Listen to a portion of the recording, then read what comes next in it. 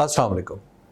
2015 की सर्दियों का जिक्र है कि हारून रशीद साहब और मैं इमरान खान के इंटरव्यू के लिए बनी गाला गए। तो वो अपने घर के बरामदे के साथ बने एक चबूतरे पर रखी कुर्सियों में से एक पर बैठे थे और साबिक क्रिकेटर जाकिर खान भी वहीं मौजूद थे। हम दोनों भी वहीं जम गए। हारून साहब और इमरान खान आपस में काफ़ी बेतकल्लुफ़ थे, जबकि मेरी हैसियत उस मजलिस में एक सामे से ज़्यादा नहीं थी। गुफ्तगू उन्हीं दोनों के दरमियान हो रही थी। एक नुक्ते पर बात मुड़ी और तारीख पर चली गई। इमरान खान कहने लगे, दुनिया आज तक इस हैरत से नहीं निकली कि 632 ईस्वी में हजूर अकरम सल्लल्लाहु अलैहि वसल्लम का विसाल होता है और 644 ईस्वी तक के सिर्फ 12 बरसों में इस्लाम दुनिया की सबसे बड़ी मुमलकत बना लेता है। मेरे लिए कुछ अजीब था कि वो इस्लामी तारीख़ के अहम वाक़यात ईसवी सन में बता रहे थे। उसकी वजह शायद ये थी कि उन्होंने इस्लामी तारीख़ अंग्रेज़ी में पढ़ी थी, जिसमें आम तौर पर ईसवी सन का इस्तेमाल होता है। बहरहाल उन्होंने अपनी हैरत का जवाब खुद ही दिया कि ये सब कुछ सिर्फ़ और सिर्फ इंसाफ की वजह से मुमकिन हुआ। उस दिन मैंने पहली बार उनकी ज़ुबान से रियासत मदीना की इस्तिलाह सुनी और उनकी मजहबी नज़रियाती जहद भी मुझ पर आश्कार हुई। उस वक्त उनके दलाइल में कुछ जोश ज़्यादा मालूम हुआ था, लेकिन अब वो अपने ख़यालात बयान करते हुए काफ़ी धीमे रहते हैं और इंसाफ के उन तसव्वुरात को पाकिस्तान में नाफिज करने के अमली इक़दामात पर तवज्जो ज़्यादा मरकूज़ रखते हैं। इमरान खान नज़रियाती खला से गुज़रते हुए आज जहाँ खड़े हैं, उनके ख़यालात की बुनियाद कुरान और अल्लामा इकबाल की शायरी है। किसी को इससे इख्तलाफ हो या इत्तफाक हो, हकीकत यही है कि पाकिस्तान में कुरान और अल्लामा इकबाल की शायरी नज़रियाती माखज़ों के तौर पर ही लिए जाते हैं। जैसे जैसे वक्त गुज़र रहा है, इमरान खान के ख़यालात में तसव्वुफ़ का भी असर दिखने लगा है। चूँकि उन्होंने मजहबी तालीम बाकायदा तौर पर हासिल नहीं की, इसलिए बाज़ औक़ात अपने मजहबी ख़यालात का इजहार करते हुए वो इन मौज़ूआत की हसासियत को नहीं समझ पाते, इसलिए उनके कई फ़िक्रे तनकीद की जद में आ जाते हैं।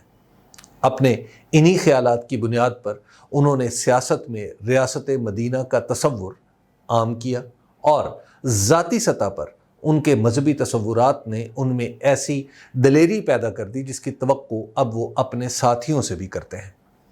वज़ीर आज़म बनने के बाद उनसे कभी कभार की मुलाकातों के नतीजे में मेरा तासुर ये है कि इमरान खान जो मुल्क ना छोड़ने, खून के आखिरी कतरे तक लड़ने और अकेले हो जाने के बावजूद भी चलते रहने की जो बातें करते हैं, वो महज सियासी नहीं बल्कि वो किसी भी वजह से नाकामी, मौत, गिरफ्तारी या बदनामी के खौफ से निजात पा चुके हैं।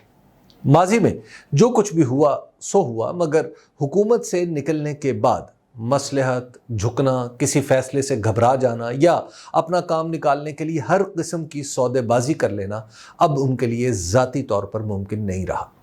वो साथ तो चल सकते हैं, पीछे नहीं चल सकते। यही वजह है कि वो इस्टेब्लिशमेंट को अगर मुज़ाकरात की दावत देते हैं तो खुल कर देते हैं।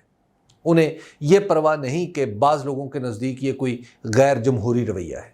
वो इस पर यकसू हैं कि मुल्क को आगे बढ़ाने के लिए फ़ौज और मकबूल क़यादत का हाथों में हाथ डालकर चलना ज़रूरी है। इमरान खान का मईशत के बारे में नुक्ता नज़र है कि पाकिस्तान को इसकी बहाली के लिए फ़ौज की मदद दरकार होगी। उनके मुताबिक जदीद मुआशी मामलात से बेबहरा सिविल ब्यूरोक्रेसी को एक दिन में मईशत दोस्त नहीं बनाया जा सकता। इसलिए किसी भी पॉलिसी की फौरी नफाज के लिए फ़ौज को इस काम पर लगाना ज़रूरी हो जाता है। उनकी ये राय इतनी पुख्ता है और देरीना है कि उन्होंने 2018 में इक़्तिदार संभाला तो जून 2019 में ही नेशनल डेवलपमेंट काउंसिल बनाई, जिसमें chief of army staff general Qamar Javed Bajwa को इसका रुकन बनाया, क्योंकि उनकी मौजूदगी न सिर्फ सिविल ब्यूरोक्रेट्स को काम पर मजबूर करती बल्कि उन्हें नैब के वबाल से भी महफूज रखती। इमरान खान की बनाई हुई यही काउंसिल मौजूदा स्पेशल इन्वेस्टमेंट फैसिलिटेशन काउंसिल की शक्ल में ढली और जून 2023 में ही chief of army staff general Asim Munir को इसका हिस्सा बनाया गया। ان دونوں کونسلوں میں جزوی سا فرق ہے، لیکن فوج کو معاشی بحالی کے لیے کردار ادا کرنے کی طرف لانے کا راستہ بہرحال عمران خان نے بنایا۔ عمران خان کی ایک اہم خصوصیت ان کی شہرت بھی ہے۔ وہ نسل جو آج پاکستان کو اچھا یا برا چلا رہی ہے، اس کے بیشتر لوگ اسی عمر میں ہیں جتنی میری ہے۔ اس نسل کے لوگ اس وقت اعلیٰ فوجی افسر ہیں، اونچے عہدوں کے سول افسر ہیں، ڈاکٹر ہیں، استاد ہیں، سیاستدان ہیں، وکیل ہیں، جج ہیں، کاروبار میں ہیں، دانشور ہیں اور میری طرح کے صحافی بھی ہیں۔ یہ ساری وہ نسل ہے جو 1960 کے آخر سے 1970 کی دہائی کے پہلے نصف میں پیدا ہوئی۔ اس نسل کو پرانی دنیا کی آخری نشانی بھی کہا جا سکتا ہے، کیونکہ اس کے بعد آنے والے لوگ وہ ہیں جن کے ذہن نسبتاً کھلے اور معلومات تک رسائی ہم سے کہیں بہتر ہے۔ ہم نے آج سے 40-45 برس پہلے اخبار میں لکھے لفظ حرف جوڑ جوڑ کر پڑھے، ریڈیو سنا اور نیا نیا ٹی وی دیکھا۔ اس نسل نے جب اخبار پڑھنا شروع کیا تو اس میں چند نام جو آج کی نسل بھی پڑھ سن رہی ہے، ان میں عمران خان کا نام سر فہرست ہے۔ ان کی پہلی تصویر جو عالمی سطح پر دیکھی گئی وہ شاید 1971 میں ملکہ برطانیہ سے پاکستانی کرکٹ ٹیم کے دورے کے موقع کی ہے، یعنی وہ وقت جب آج کے پاکستانیوں کی اکثریت پیدا بھی نہیں ہوئی تھی۔ اس وقت ان کا حوالہ صرف کرکٹ تھا۔ حیرت انگیز بات ہے کہ کرکٹر اس وقت بھی کئی تھے، مگر عمران خان دوسروں سے جدا رہے۔ ان کے بال، شکل، انداز، طرز زندگی سبھی کچھ خبر تھا۔ 1980 کی دہائی میں پرنٹنگ پریس پاکستان میں کچھ بہتر ہوئے تو مشہور شخصیات کی تصویروں والے خوبصورت پوسٹر چھپنے لگے جو بازاروں میں بکا کرتے تھے۔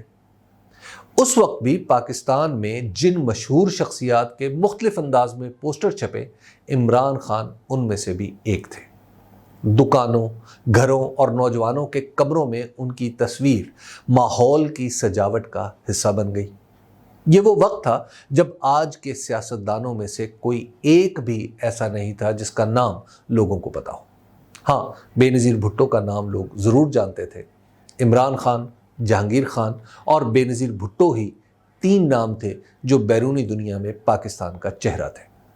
بے نظیر بھٹو شہید ہو گئی، جہانگیر خان ریٹائر ہو کر تقریباً گوشہ نشین ہو گئے، لیکن عمران خان میدان میں موجود ہیں۔ پچھلے 50 برسوں میں پاکستان میں شاید ہی کوئی ایسا بڑا اخبار ہو جس میں عمران خان کا نام نہ چھپا ہو۔ نصف صدی سے جنوبی ایشیا کا کوئی بڑا اخبار نہیں جس میں عمران خان کے سکینڈل، اچھائی، برائی، کھیل اور سیاست پر کچھ نہ کچھ چھپا نہ ہو۔ برطانیہ میں شاید ہی کوئی ایسا اخبار یا رسالہ ہو جس میں عمران خان پر مضمون یا ان کے انٹرویو نہ چھپے ہوں۔ اس کے بعد ٹی وی کا زمانہ آیا اور پھر ڈیجیٹل میڈیا کا دور آ گیا، تو بھی عمران خان ان پر چھائے رہے۔ وہ شخص جس کا نام 50 برس بعد بھی پاکستان کے ہر اس بچے کے ذخیرہ الفاظ میں شامل ہے جس کے بولنے کی استعداد ابھی چند اسماء معرفہ تک محدود ہے، آج اس کا نام اور تصویر پاکستان کے میڈیا سے غائب ہے۔ آخر کیوں؟ عمران خان اس وقت بیک وقت مظلومیت کی تصویر بھی ہیں اور سیاسی دلیری کا استعارہ بھی۔ ان کی مشکلات کا سبب ہم سب اچھی طرح جانتے ہیں۔ ان کی عوامی مقبولیت بھی اب کسی سروے کے ثبوت کی محتاج نہیں۔ انہیں ان کے خیالات سے لے کر وزارت عظمیٰ تک کچھ بھی وراثت میں نہیں ملا، ان کا اپنا کمایا ہوا ہے۔ کرکٹ، میڈیا، سماجی فلاح اور سیاست جیسے مشکل میدانوں میں ایک ہی شخص اتنا نام کر جائے، یہ کوئی معمولی بات نہیں۔ پھر ملک کے بارے میں نظریاتی طور پر وہیں کھڑا ہو جہاں اسٹیبلشمنٹ دکھائی دیتی ہے، تو پھر وہ کیا چیز ہے جس نے معاملات اتنے بگاڑ دیے ہیں کہ نظام ان کے خلاف حرکت میں آ گیا؟ کیا ریاست مدینہ اور ریاست طیبہ کا لفظی فرق اتنا بڑا ہے جو ختم نہیں کیا جا سکتا؟ جس دن ان سوالوں کے جواب مل گئے، اسی دن ہمارے ریاستی نظام پر چھائی ہوئی تضاد کی دھند چھٹ جائے گی۔ اس تضاد کی موجودگی میں معیشت درست ہو سکتی ہے، نہ کوئی اور بڑا کام کیا جا سکتا ہے۔ فی الحال تو یہ سمجھنا بھی مشکل ہے کہ وہ شخص جس کا نام چوتھی نسل اپنی توتلی زبان سے لے رہی ہو، اسے نظر انداز کیسے کیا جا سکتا ہے۔ والسلام۔